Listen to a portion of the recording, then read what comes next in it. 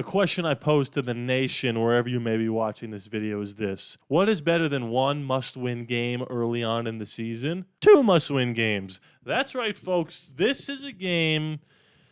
I mean, we just got to win if we want to beat the Denver Broncos and get into the playoffs. It starts this Sunday in Denver. Sean Payton, 2-game winning streak. I mean, I say that like they've been gangbusters, right? Defense has been good, and we're going to get into how good the Broncos have been defensively, the film, all that stuff. But right now, I want to focus a little bit on Antonio Pierce. And as I get into my screen recording here, you're going to see just what I want to break down because it's very important. This game might be the most important game of Antonio Pierce's young coaching career thus far. So a lot of discussion has been going on about this Davante Adams trade, Max Crosby not showing up for the game, blah, blah, blah. There's been a lot of people saying Antonio Pierce has seemingly lost the locker room. Obviously, our boy Michael Lombardi has been talking a lot about the Raiders ever since we fired his son last year. Antonio Pierce was a big part of that, so he's got no love lost for this new regime.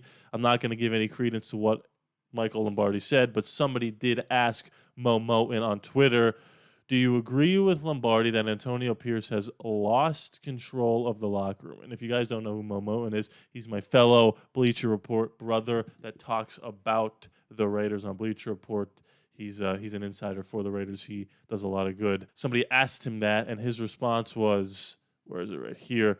I want to see how the Raiders look against the Denver Broncos. That could tell us a lot. I don't disagree with that. I do believe this game for the Las Vegas Raiders is very important, obviously for playoff implications, for tiebreakers, for division standings, all that good stuff. But it's important to see how the team responds to yet another bump in the road, under Antonio Pierce. And I don't blame Antonio Pierce for what happened. This feels more like Josh McDaniels, Dave Ziegler spillover than a complete failure with Antonio Pierce in terms of, managing the Davante Adams situation. But we weren't that aggressive in terms of getting a quarterback that Davante would want. I've seen some people saying that. I think Chris Sims said Davante Adams signed off on the Derek Carr benching. That would feel out of character. And I have nothing bad to say about Davante. When he was here, he gave it his all, in my opinion, and he was a great wideout. He had to deal with a lot of BS, although there are people that will say he kind of fought his way out of a great situation in Green Bay to get what he wanted, and now he's kind of doing the same thing. It's a little NBA-ish with Davante, so I don't love that. But I do think while he was here on the Raiders, he gave it his all. Hondo Carpenter, this is via RaidersBeat.com, discussed how the team looked after losing to the Carolina Panthers. This article starts by saying the Raiders were embarrassed last week by the lowly Panthers, and they'll try to bounce back. This is, again, before the Browns game. Uncle Hondo thinks a win will be in the cards for the Raiders, and he was right. Here's the quote that Hondo used to describe the locker room after the Panthers loss. I think his best leadership is having since the moment the game concluded, Carpenter said of Pierce, Las Vegas Raiders podcast. I don't want to give too much away, but last week in the locker room, he made it very clear to his team what he had felt. Then he walked out on the podium and made it more clear. He made it clear all week to them what the expectations were. I talked to some of the guys this week. They could have very easily pointed fingers, but they didn't. It's not in their character. And I'm a mouthpiece for the organization. I don't speak for the organization. I'm not paid by Mark Davis. The easy road for me to take after the game played down 6 guys is that they're going to lose. That's not what I think. So, Hondo made a prediction that the team was going to bounce back, and they looked like they bought into what Antonio Pierce was saying, especially down guys like Max and Davante.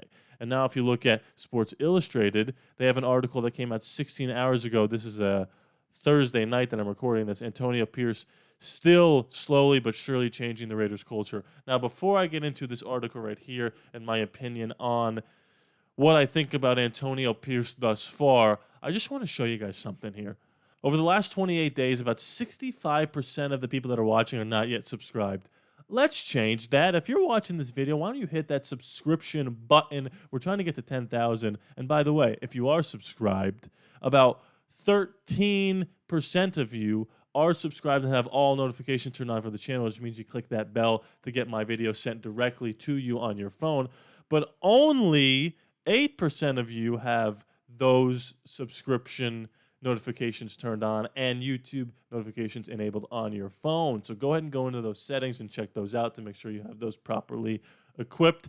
Join the Patreon as well if you're interested. The link is in the description below. Here's what it looks like. You get all my videos early, ad-free. You get your name at the end of the credits. You get all this good stuff. If you go over to the membership tab here, it's $5 a month or $10, depending on what you actually want, benefits-wise. And the good thing that I just started here in the $10 tier is monthly YouTube advice from me if you're trying to start your own channel, whether that's for the Raiders or any other thing. My first video is up right now, and it's discussing my equipment. They're going to get in-depth on editing, SEO, content creation, all that good stuff. So if you're interested in that, join the link in the description below, patreon.com/ALLaBorde Raiders.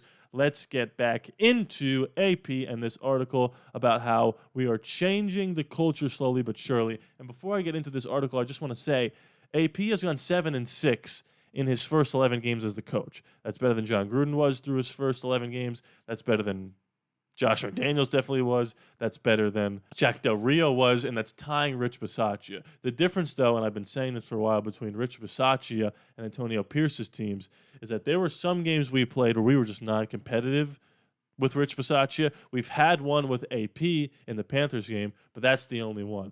Against the Chiefs, we lost like 40-9 against Rich Bisaccia. Against the Chiefs under Antonio Pierce, we've been competitive in every single game we've played. And by the way, if you clicked on this video ready to watch some film, we're going to do that as well. So just hang in there for the film. The Las Vegas Raiders have worked hard over the last year to turn around the culture of their team and locker room. Coach Pierce continues to cultivate change within the organization. So there are some quotes here that Antonio Pierce said in his press conference that they're using to show that we have changed the culture. The Las Vegas Raiders enters Sunday's game against Cleveland Browns. 6 starters out, many of whom were starters. That's 6 starters out, many of whom were starters. That doesn't make any sense. You get the idea. This forced Antonio Pierce and the Raiders to lean on young guys.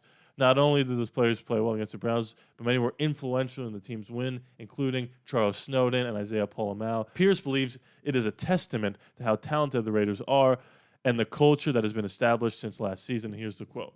I think it speaks volumes for the culture that we set. We said the best players will play and they will get opportunities just to make the most of them. And he's doing that. It started on the practice squad, giving guys a hell of a look. An opportunity comes up, he's ready to play, he's prepared, he goes into special teams, he does that. And he's talking about Isaiah Pola-Mao, he's talking about Charles Snowden. I do believe the culture is there, and I do believe in Antonio Pierce. There's a lot swirling around. I didn't like that he did the whole Instagram thing. That's a little childish. But again, he's a young head coach in this league, and I think there's a lot to learn from that. Now, before we get into the Denver Broncos, because we got a lot of stats here to cover, I want to hop into a couple Alexander Madison, Zamir White plays. I've only got 2 pulled up here because this is a microcosm of everything that happened with the Cleveland Browns game in terms of us being able to run the football successfully. And this is why I do think Alexander Madison is going to get more reps. So if I click play on this play right here, you're going to see a nice little run from Alexander Madison where he kind of breaks it to the right side, he breaks the tackle, he puts his head down, and he gets a first down. Now, I do believe that was on this 3rd and 9 that they called this run, which is a gutsy play from Luke Getsy.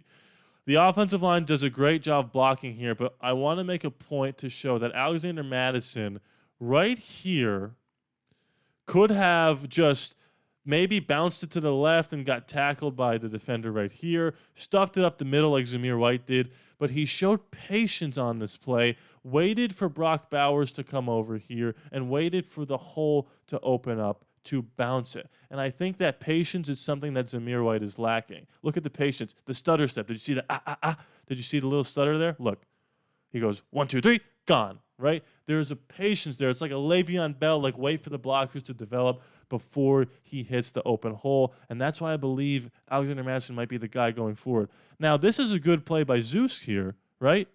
But there's no like hesitation. It's just like the hole's there, I gotta go. And it's great blocking, right? And JPJ is the focal point here of this play. JPJ is an absolute dog, dude. Look at him push this guy right to the left. Look at him just clear the hole here. Get out of my way. But this is what Zamir White needs. This is like power up the gut. The hole's wide open. I could run through that. You can run through that. And then he just runs up the middle. And because he's a big, strong, fast running back, he looks good. But I think that's the difference between Zamir and Alexander, is that Alexander just seems to have a little bit more patience, and that's what we need. Last thing we need to go over here is the Denver Broncos because their offense is just terrible. Might be worse than us.